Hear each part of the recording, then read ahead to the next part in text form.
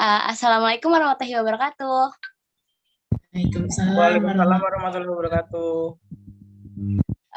Selamat pagi anak-anak. Selamat pagi. Bagaimana kabarnya pada hari ini? Alhamdulillah, sehat Ibu. Alhamdulillah. Semoga kesehatan kita terus terjaga ya. Nah, sebelum kita memulai pembelajaran pada hari ini, alangkah baiknya kita berdoa terlebih dahulu agar ilmu yang kita dapat nantinya dapat bermanfaat bagi kita semua. Nah, untuk ketua kelas, Ibu mohon bantuannya untuk memimpin doa. Baik, Ibu.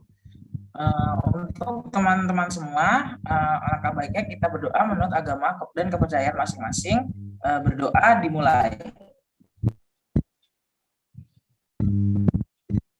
Berdoa selesai, saya kembalikan lagi kepada Ibu. Baik, terima kasih Agung untuk bantuannya. Sebelum itu Ibu ingin mengecek hadiran anak-anak atau teman-teman pada hari ini. Apakah hari ini hadir semua? Hadir Ibu. Oke, terima kasih. Nah, sebelum kita membahas lebih lanjut, Ibu ingin menjelaskan mengenai kompetensi dasar yang akan kita lakukan terlebih dahulu. Boleh di next slide-nya? Oh iya, Ibu bilang, ada yang tahu nggak kira-kira kita akan belajar mengenai apa pada hari ini? Apakah suara Ibu terdengar? Mutasi pada makhluk, Bu. Iya, benar. Mutasi pada makhluk hidup. Nah, kompetensi dasar yang pada hari ini yaitu menganalisis peristiwa mutasi pada makhluk hidup dan juga menyajikan data hasil eksplorasi peristiwa mutasi yang menyebabkan variasi dan juga kelainan sifat pada makhluk hidup. Boleh di next lagi? Tujuan pembelajaran pada hari ini yaitu yang pertama, peserta didik mampu untuk menjelaskan mengenai definisi dari mutasi. Yang kedua, peserta didik mampu untuk menjelaskan macam-macam mutasi berdasarkan tingkatannya. Yang ketiga, peserta didik mampu untuk menjelaskan pengertian dari mutasi gen. Dan yang terakhir, peserta didik mampu untuk menjelaskan macam-macam dari mutasi gen. Boleh di next. Jadi, materi pembelajaran kita pada hari ini ada 3, yaitu yang pertama mengenai pengertian mutasi, yang kedua mengenai mutasi berdasarkan tingkatannya, dan yang ketiga mengenai mutasi gen. Boleh di next lagi? Nah, sebelum kita bahas lebih lanjut, Ibu mau tanya kira-kira ada yang tahu nggak apa itu mutasi?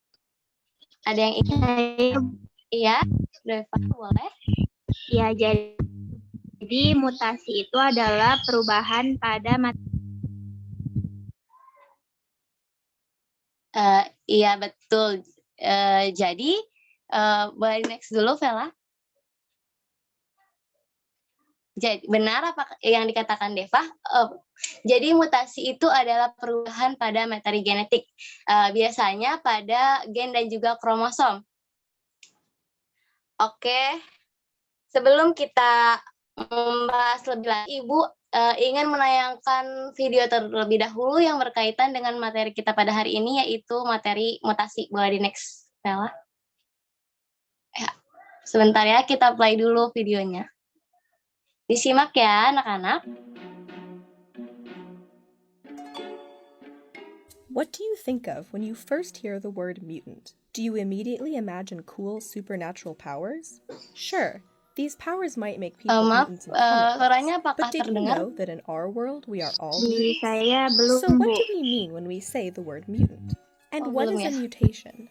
To answer this question, we need to go Kalau back to misalkan the beginning suaranya of human kurang life, terdengar, the coba union disimak of dulu egg aja and ya sperm videonya. cells. Since both egg and sperm cells contain DNA, we inherit half of our own DNA from each parent. All of the DNA in a single person's body is called their genome, and to find out how unique we really are, we have to compare our genomes to our parents' genomes. DNA is basically a set of instructions that our cells use to build proteins, which act like the cogs and wheels within cells. Proteins influence the way our bodies appear, function, and respond to our environment. The DNA instructions for building proteins are spelled out using 4 molecules called nucleotides: A, C, T, and G for short. These nucleotides are the key to mutations. To be exact, a mutation is a change in nucleotides, and it automatically translates to a change in the protein product. Think of it like a blueprint.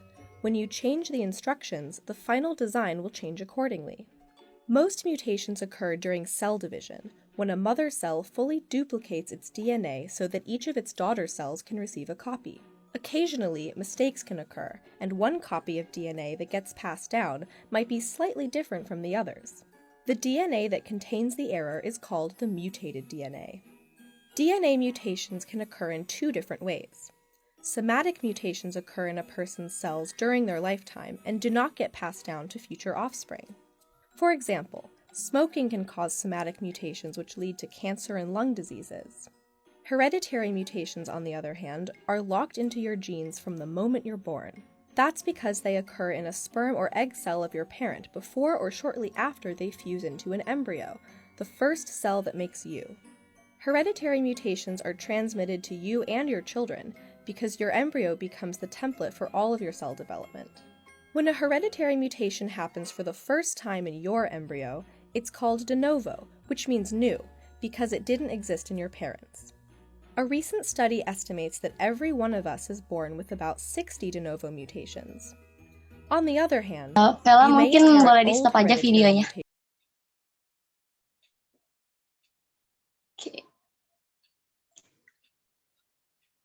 Oke, sebelum itu kira-kira ada yang ingin berpendapat nggak? Kira-kira tadi videonya membahas mengenai apa ya? Walaupun tadi Ibu mohon maaf ya karena suaranya tidak terdengar, tapi mungkin teman-teman bisa mengira-ngira dari gambar yang sudah muncul di videonya.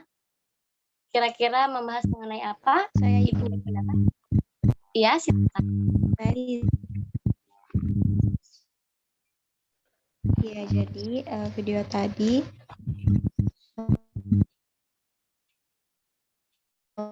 bahas nukleotida pada tubuh kita terdiri dari adenin, timin, sitosin, dan guanin. Habis diubah protein. Namun mutasi biasa terjadi pada saat pembahasan. Seperti itu, Ibu. Iya. Terima kasih. Mungkin ada yang ingin berpendapat lagi atau menambahkan jawaban? Izin menjawab, Ibu. Iya, boleh. Kalau sesuai dengan yang digambar tadi, itu merupakan satu jenis mutasi, yaitu mutasi somatik, Bu. Iya, betul. Oke, jadi benar ya apa yang sudah disampaikan. Ibu izin untuk menambahkan sedikit mengenai mutasi somatik. Jadi pada mutasi somatik ini merupakan mutasi yang terjadi pada sel tubuh dan tidak diwariskan kepada keturunannya. Oke, selanjutnya Ibu ingin melanjut ke pembahasan pertama yaitu mengenai pengertian dari mutasi. Boleh di next.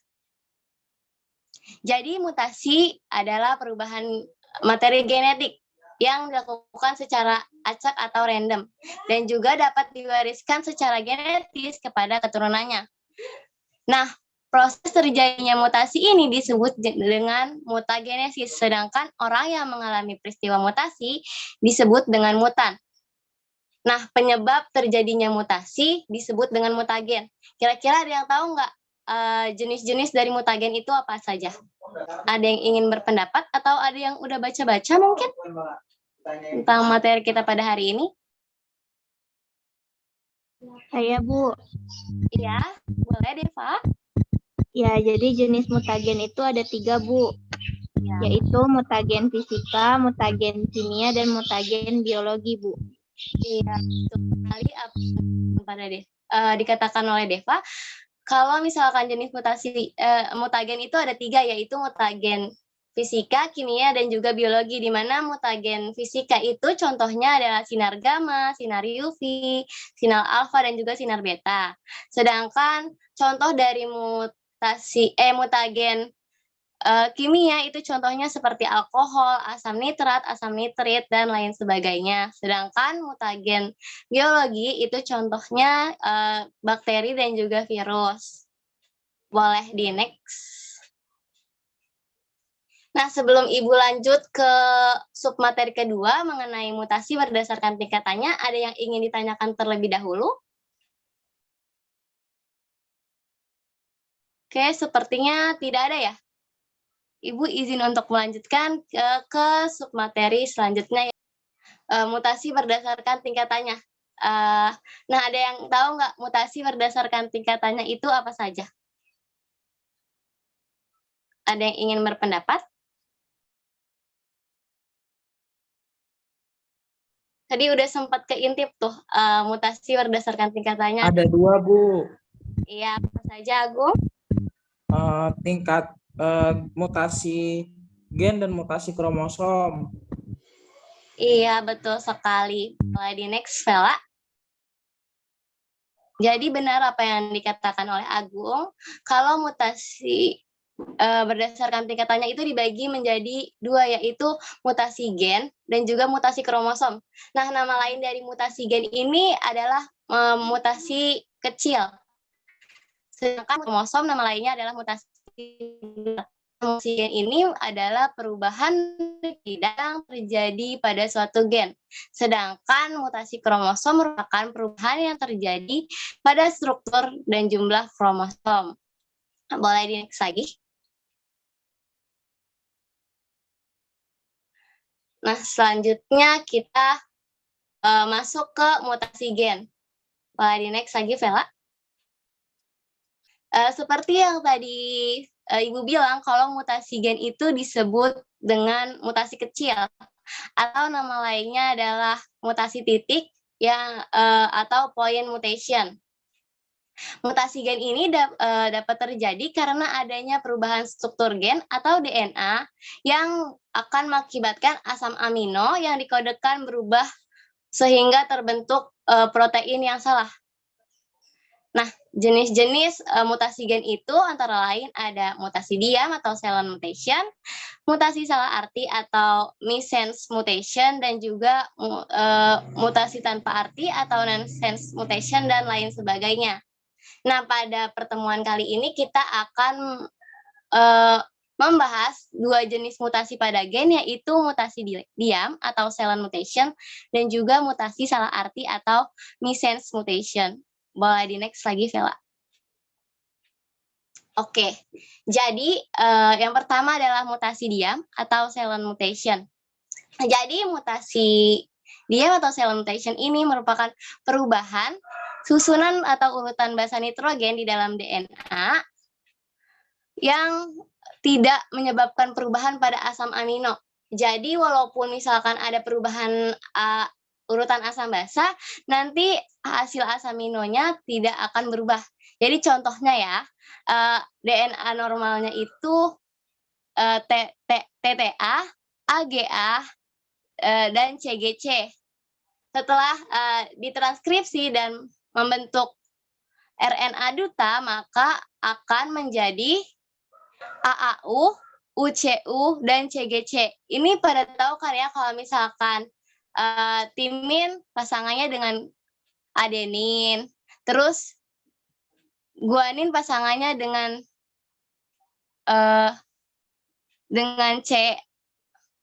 Jadi ketika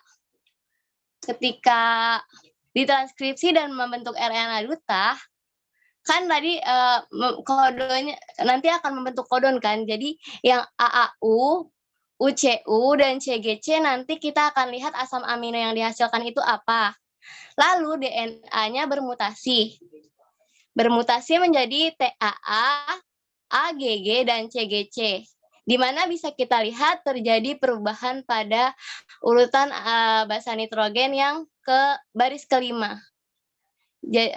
Yang tadinya A berubah menjadi G.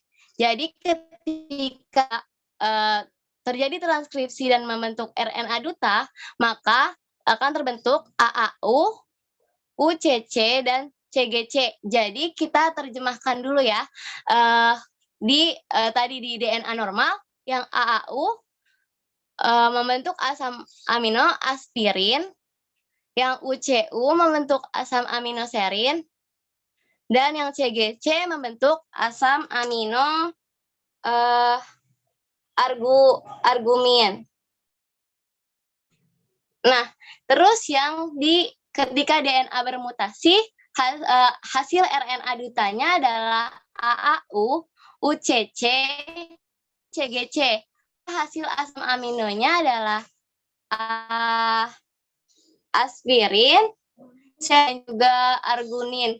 Jadi hasil asam amino yang dihasilkan tidak mengalami perubahan.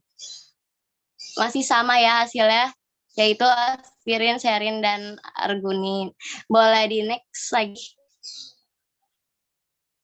Selanjutnya adalah mutasi salah arti atau missense mutation. Jadi perubahan susunan atau urutan basa nitrogen di dalam DNA menyebabkan perubahan asam amino. Jadi perbedaan antara mutasi diam dan juga mutasi salah arti. Kalau mutasi diam itu tidak menyebabkan perubahan asam amino, sedangkan di mutasi salah arti menyebabkan perubahan asam amino.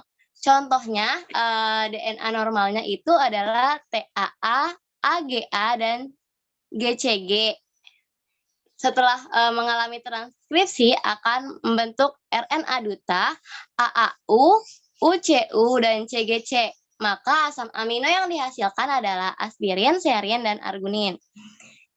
Selanjutnya, ketika DNA bermutasi, maka urutan basa nitrogennya menjadi TTA, AAA, dan CGC. Bisa kita lihat kalau terjadi perubahan pada basa nitrogen di baris kelima. Jadi ketika terjadi transkripsi, RNA duta yang dihasilkan adalah AAU, UUU, dan CGC, di mana asam amino yang dihasilkan adalah aspirin, pitonin, dan arginin. Jadi asam aminonya di kodon kedua itu berubah ya, yang tadinya serin menjadi pitonin. Apakah ada yang ingin ditanyakan? Ya, saya ingin bertanya, Bu. Ya, boleh. Ya, jadi apa saja sih, Bu, akibat atau dampak yang dapat ditimbulkan dari terjadinya peristiwa mutasi? Iya, terima kasih Pipa untuk pertanyaannya. Jadi sebenarnya mengenai dampak mutasi ini akan kita bahas di pertemuan selanjutnya ya, tapi tidak apa-apa akan Ibu bahas sedikit mengenai dampak dari adanya mutasi. Jadi mutasi ini tentunya akan menimbulkan dampak negatif dan juga positif. Walaupun hampir sebagian besar dampak dari mutasi ini negatif atau merugikan gitu. Jadi tapi ada beberapa dampak yang positif atau menguntungkan. Dampak positif yang menguntungkan dari adanya mutasi ini seperti meningkatnya keanekaragaman pada suatu tanaman atau hewan. Jadi kan kalau misalkan adanya mutasi itu dapat menyebabkan munculnya variasi baru. Terus dampak positif dari mutasi juga, dari mutasi ini dapat digunakan sebagai terapi pada penyakit kanker. Selain itu, mutasi juga dapat meningkatkan hasil panen. Sedangkan dampak merugikan dari mutasi itu sendiri seperti munculnya kelainan-kelainan seperti Down syndrome, terus sindrom Turner, dan kelainan-kelainan kromosom lainnya tadi yang akan kita bahas lebih lanjut di pertemuan selanjutnya. Apakah sudah terjawab, Hafifah? Ya, sudah terjawab, Bu. Terima kasih, Bu. Oke. Ini pembelajaran kita pada hari ini sudah selesai sampai sini. Adakah dari anak-anak yang ingin memberikan kesimpulan mengenai pembelajaran pada hari ini? Saya, Bu. Iya, boleh Agung. Ya, Kalau menurut saya, dari hasil pembelajaran pada pagi hari ini dapat disimpulkan bahwa mutasi merupakan suatu perubahan pada materi genetik secara random atau secara acak yang diwariskan secara genetis kepada keturunannya atau pada anaknya. Nah, proses terjadinya mutasi ini disebut dengan mutagenesis. Sedangkan orang yang mengalami mutasi adalah mutan. Faktor penyebab terjadinya mutasi disebut dengan mutagen. Mutasi berdasarkan tingkatnya dibagi menjadi mutasi gen dan mutasi kromosom. Baik, terima kasih Agung. Kesimpulannya sudah sangat baik sekali. Apakah ada yang ingin ditanyakan lagi terkait materi pada hari ini? Oke, sepertinya tidak ada ya. Nah, selanjutnya Ibu ingin memberikan tugas. Boleh di next lagi slide-nya. Oke, jadi penugasannya adalah mengerjakan LKPD mengenai mutasi pada makhluk hidup secara berkelompok. Masing-masing kelompok terdiri dari 4 orang dan tugasnya dikumpulkan minggu depan ya, melalui GCR. Nanti akan Ibu share tugasnya melalui grup WhatsApp dan juga nanti ada tempat submitnya di GCR akan Ibu buatkan. Oke, sebelum kita akhiri pembelajaran pada hari ini, alangkah baiknya kita berdoa terlebih dahulu. Mungkin boleh dipimpin doanya, Ketua kelas. Oke, baik teman-teman semua, sebelum mengakhiri pembelajaran biologi pada pagi hari ini, alangkah baiknya kita berdoa menurut agama dan kepercayaan masing-masing. Berdoa dimulai. Doa selesai, saya kembalikan lagi kepada Bica. Baik, terima kasih Agung. Oke, semoga pembelajaran kita pada pagi hari ini dapat bermanfaat dan juga menjadi berkah. Terima kasih atas perhatiannya. Mohon maaf jika terdapat kesalahan dan kekurangan dari Ibu. Ibu akhiri, wassalamualaikum warahmatullahi wabarakatuh. Waalaikumsalam warahmatullahi wabarakatuh. Terima kasih Ibu.